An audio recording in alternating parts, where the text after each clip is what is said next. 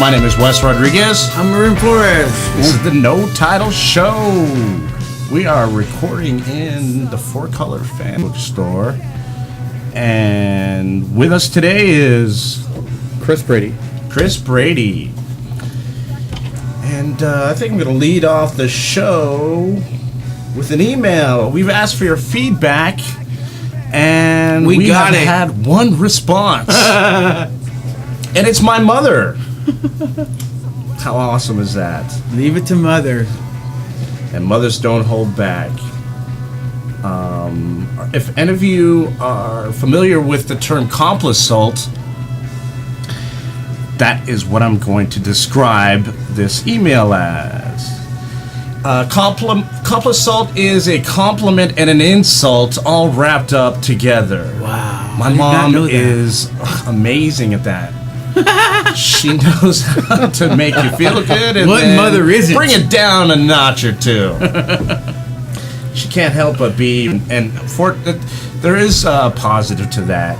She doesn't lie, and she doesn't try to build you up falsely. She'll lay it on you straight. That way you know exactly where she's coming from, and you can take her word as I've never gold. met her, and I've heard the woman already.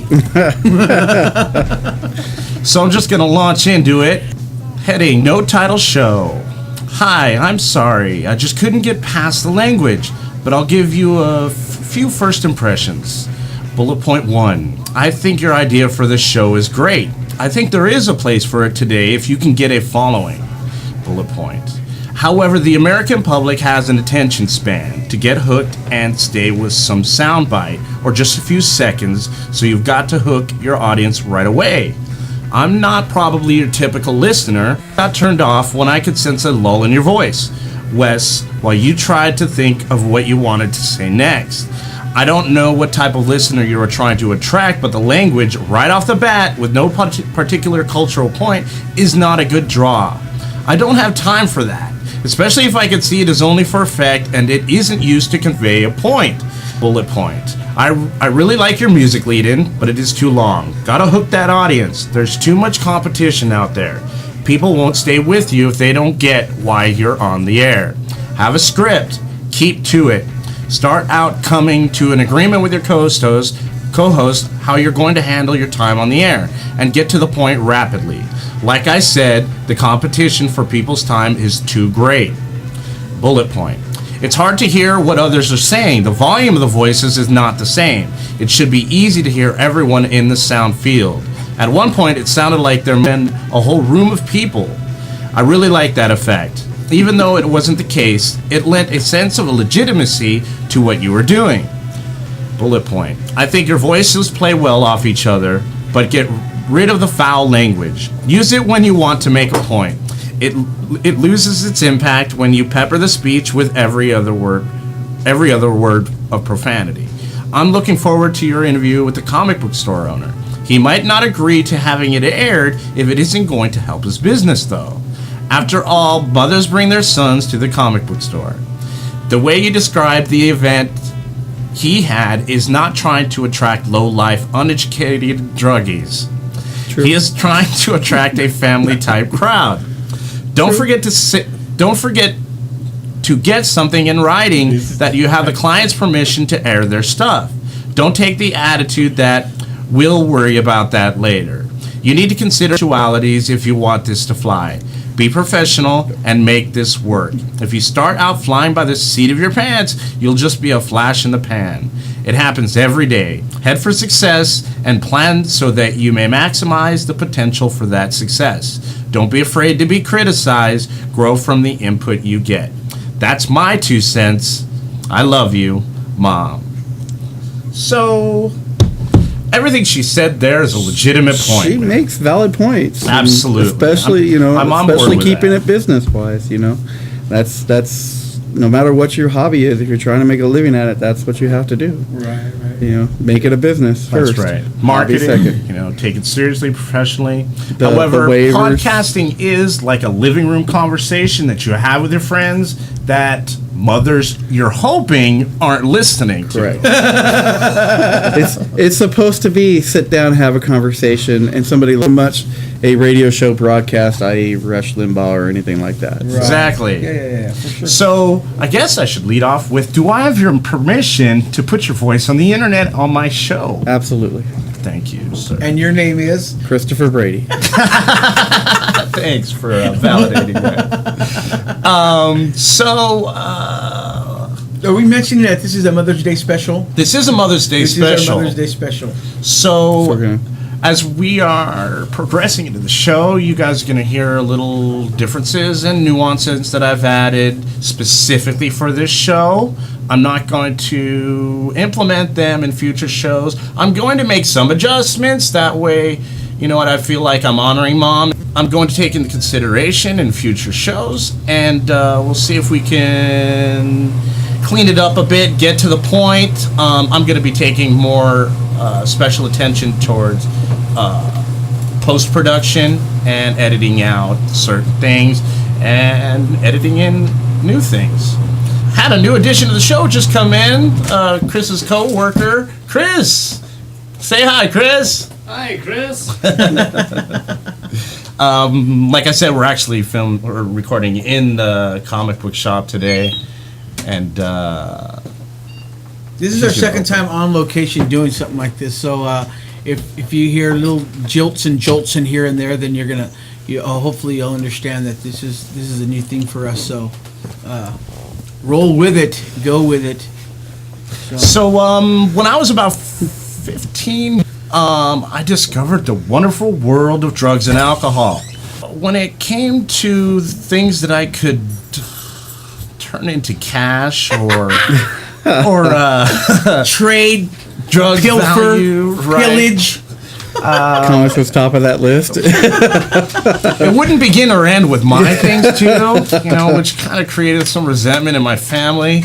My mom lost some money from her wallet, I'm sure she eventually became aware of. Because of that departure from the real world, things that I considered dear, like my comic book collection, ended up getting turned in for its monetary value, which wasn't much at the time. But I did take that money and go buy weed from it, which probably lasted a couple of days. And I have a question. When you traded these, did you trade them back to a store? I did. Oh, okay. So you didn't take them to like your dealer. And, So some No. shady comic shop dealer was like, "Oh, I know what Weed this on the guy's. side. I know what this guy's turning these comics." and when you in walk for." in shaking and Jones in, he Right. knows he's going to get the upper hand. I'm not gonna lie, I've seen those people. And yes, my conscience tells me not to take their comics, but sometimes it's kind of hard because they'll take whatever they can get for. Yeah. the pawn shop wouldn't take these. What did they work? Jones on heroin right now. But, yeah, no. So I'm trying to fill that void in my life. I've come to sobriety, and there are things that I've done in the past that I regret, and one of those things is being an artist myself and loving the comic book world. Very and good artist. Don't sell yourself short. You're very good. I think it was about a year ago, I walked into Four Colors Fantasies, located where? Rancho Cucamonga, California, the last stop on any Bugs Bunny train. Okay. You got a phone number? Cucamonga, yeah, 909-563-8751. And that's where I met Chris here, as well as his coworker Chris. I remember your first day you came in. It was cool. It was really exciting coming back into that world, seeing all the characters around me. Sure. What actually pushed me to go out and look for the store was hearing that DC has done a reboot on 52 of their titles. Yes, very, very good reboot of their entire line of comic books. So, If a customer were to walk in the door and say, "My child, I'd like to expose them to the world of comic books," how would they get started, and how would you describe two to them? well, I would tell them that DC has taken all their characters and relaunched them at issue 1 with new backgrounds, new stories that are being written, and they're only 9 issues in right now. So it's easy for you as a non-comic book reader to be able to go, "Hey, I want to start comic books, and here's the place to start. And I'm able to give you a graphic novel with the first 6, or give you the first 6 issues, so you know the story from the very beginning, as opposed to, Detective Comics was on 800 and something issues. Wow. Action Comics was at 900 something, almost 1,000 issues long. So I mean, the idea of relaunching with these characters from the very beginning gives a whole new generation a chance to grow up with these characters with modernized backgrounds. It's no longer, the old 40s pictures of Superman, busting over bank robbers and stuff like that, or the whole bubblegum pop idea of the 60s comic books, where it's like, I'm going to beat up the bad guy does something bad, nobody dies, but it's bad, and, Superman comes and saves the day and flies him off to jail. It's like, these are stories that are relatable to kids who are in the modern world right now. This day and age. Exactly. Right. I mean, it's kind of like Marvel did the same kind of thing with their Ultimate Universe. They didn't do it to the extent that DC's done it. DC said, we're not going to do 2 different universes running at one time. We're going to do, this is our universe. And Marvel did that with their Ultimate line, which was they updated backgrounds. They, instead of a radioactive spider, it was a genetically mutated spider, and things like that. I mean, more along the lines of their movies as opposed to, the old school comic books. And I think DC, just the fact that they just said, screw it, we're doing it to all of it, and put that investment in it, makes it a little bit stronger of a sell than the Ultimate Universe was.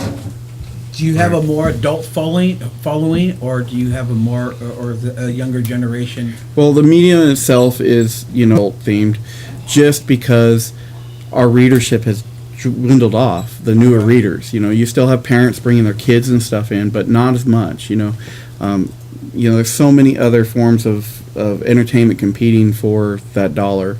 Right. I still get parents who bring their kids in who have never read comics, and kids and the thing is, every kid knows these characters. Yeah. The fact that there's not that many stores around, or the fact that, we've gotten to the point where we've sucked the market to where it's been, it doesn't allow people to go out to the corner and pick up a comic book, one thing is, a lot of dealers don't like newsstand, which is like Barnes and Nobles and things like that. And you know what? I remember going to Circle K and Does there being a Barnes and spinner. Nobles have comic They books? do. Really? They do.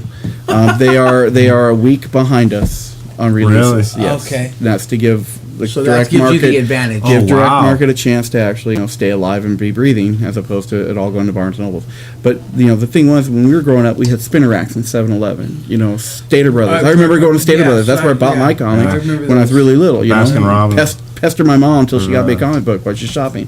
Things like that. And you don't see that anymore. No. Comics are now regulated to bookstores and comic book shops. Right. And that's pretty much it, So it's not out there to the world. And that's one of the things DC did that, a lot of people don't agree, but they do digital along with print release on the same day. Their digital ideas are not to take current readers and make them into digital readers. That's not what they're after. What they said they're after, and which I agree to some extent, is to put comic books out there in the face of everybody, and say, hey, here's comic books.